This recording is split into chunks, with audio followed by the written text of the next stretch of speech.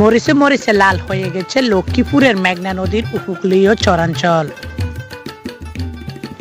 চৈত্র মাসের শুরু থেকে একেবারে জ্যৈষ্ঠ মাস পর্যন্ত এখানকার মাঠে ঘাটে নারী পুরুষ ও কিশোর কিশোরী শ্রমিকরা মরিচ তুলতে ব্যস্ত সময় পার করছেন।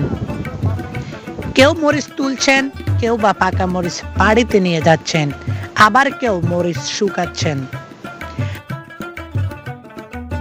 আজকে আপনাদেরকে মেঘনা পাড়ের চর কালকিনি ও চর মার্টিন এলাকার মরিচ চাষের নানা দিক জানাবো। আমি আব্দুর রহমান বিশ্বাস।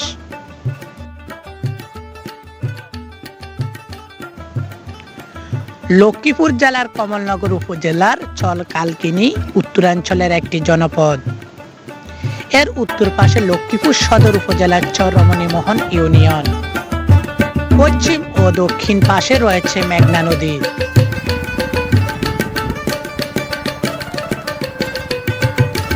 তাই মেঘনা নদীর জোয়ার ভাটার পানি প্রতিদিন চরের মাটি ভিজিয়ে দেয়।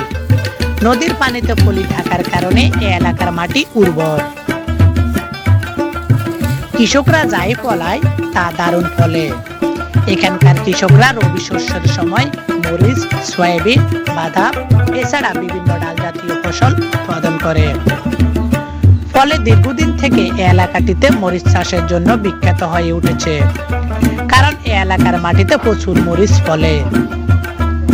স্থানীয় এলাকাবাসী জানিয়েছেন, চর কালকিনি ও চর মার্টিন সহ আশপাশ আরো দুটি গ্রামে প্রায় 2000-এরও বেশি কৃষক মরিচ চাষ করে।